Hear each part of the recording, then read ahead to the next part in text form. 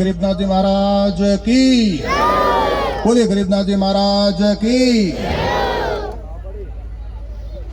सत्येन रक्षते धर्मो विद्या योगेन रक्षते मृजया रक्षते पात्रम शीलम रक्षते। हमारा भारत देश, जिसको देव निर्मित देश कहा है, उत्तरम यत समुद्र से हिमाद्रेश च दक्षिणम वर्षम तद भारतम नाम भारती यत्र संतति। चारों दिशाओं से घरा उत्तर में जो हिमालय जैसा एक गगनचुंबी बहुत बड़ा पहाड़ है और हिंद महासागर है, उसके बीच में इस प्रकार का केवल भूमि का टुकड़ा नहीं है बल्कि देव निर्मित देश है। और इस देव निर्मित देश में जो हम जन्मे हैं अत्यंत भाग्यशाली, ऐसा कहा है सर्वभूतानां प्राणिना श्रेष्ठा प्राणेषु बुद्धिजीविनः बुद्धिमत्सु नरा श्रेष्ठा नरेषु सनातना स्मृतः। सनातन संस्कृति में, सनातन धर्म में, सनातन परिवार में जन्म लेने वाले अत्यंत भाग्यशाली है। क्योंकि मैं नहीं कह रहा हूं, वेदों में देवताओं ने कहा है गायंती देवा किलगित गाने धन्यास्तुते भारत भूमि भागे स्वर्ग अपवर्गा सपद हेतु भूते भवंती भूया पुरुषा सुत्वा। ये देवताओं ने कहा है। भिन्न भिन्न प्रकार से हमारी पूजा अर्चना होती है, परंतु हमारे से भी ज्यादा वो भाग्यशाली जो भारत भूमि में जन्मे हैं।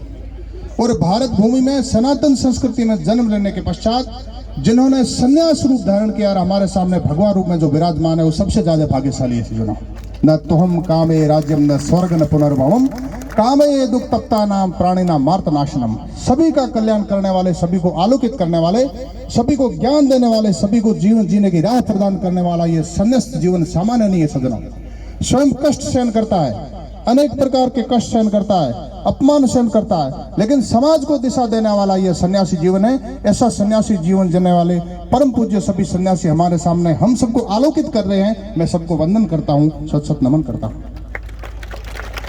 ये बड़े सौभाग्य का विषय है कि इस पावन भूमि पर गणेश नाथ जी युवा संत के रूप में हम सबको दिशा दे रहे हैं। सामान्य से दिखने वाली भूमि इस प्रकार से आलोकित करने वाला संत महान तपस्या करके 4 माह तक अंदर रह करके आज हमें को दर्शन दिया। हम सबको, हम सब भाग्यशाली है सजना।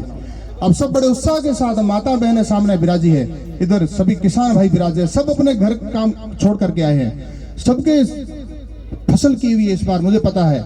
सब कह रहे थे कि लाइट नहीं आ रही, ये नहीं हो रही, कुल मिला के सब परेशान हैं।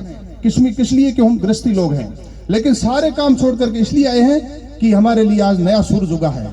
और 4 माह बाद परम पूज्य गणेश दास जी महाराज एक अखंड साधना करने के पश्चात हमारे सामने आलोकित करने के लिए विराजमान है। इसलिए हम सबके लिए सौभाग्य का विषय है। सजना धर्मो रक्षति रक्षितः, धर्म हमारी रक्षा करेगा, हम धर्म की रक्षा करेंगे। धर्म की रक्षा करना हम परम दायित्व बनता है। और विशेष करके भगवतधारी जो संत है, सूर्य की उगती हुई जाजल्यमान किरणों के समान, यज्ञ की आहुति में लपटें जो निकलती है उनके रंग के समान ये ऐसे वस्त्र सामने, जब हम किसी साधु सन्यासी को पहचानते नहीं है, अपरिचित है, ऐसे ही हमने देख लिया तो सहज ही हम नतमस्तक हो जाते हैं। क्योंकि परम पूज्य सन्यासी आलोकित करने वाला जीवन है, समाज को दिशा देने वाला जीवन है। और ये भारत भूमि आज भी जो जीवित है, अनेक प्रकार के आघातों प्रघातों आक्रमणों के बावजूद ये भारत भूमि जो जीवित है, निश्चित रूप से इस प्रकार करके परम पूज्य संतों के मार्गदर्शन के कारण, दिव्य जीवन के कारण उन्होंने हमारे को कभी रुकने नहीं दिया, कभी झुकने नहीं दिया। और अनेक प्रकार के ऐसे शिष्य तैयार कर दिए। कभी बंदा बैरागी तैयार कर दिया, तो कभी गुरु गोविंद सिंह तैयार कर दिया, कभी राजा सूरजमल तैयार कर दिया, कभी शिवाजी तैयार कर दिया, कभी राणा प्रताप तैयार कर दिया, तो कभी दुर्गावती चन्नमई तैयार कर दी। हमारे सामने ऐसे योद्धा तैयार कर दे, साधु सन्यासी ने तैयार कर दिए। इस भारत भूमि को मिटने नहीं दिया सजना। यूनान मिस्र रोमा मिट गए जहां से, कुछ बात है कि हस्ती मिटती नहीं हमारी हस्ती इसलिए नहीं मिटती कि ये आलोकित करने वाले संत, दिव्य संत हमें जीवन देते हैं। किसी भी प्रकार का कष्ट आता है, अनेक प्रकार की चुनौतियां आती, बाधाएं आती है, अनेक प्रकार के कष्टों से घिरे हुए जब हम सामने जाकर के नतमस्तक होते हैं तो तुरंत आशीर्वाद देकर के हमारे को लगता है हम हल्के हो गए हैं, हमारी सारी पीड़ा दूर हो गई है। और एक तरह से अंधकार से प्रकाश की ओर, असत्य से सत्य की ओर, अधर्म से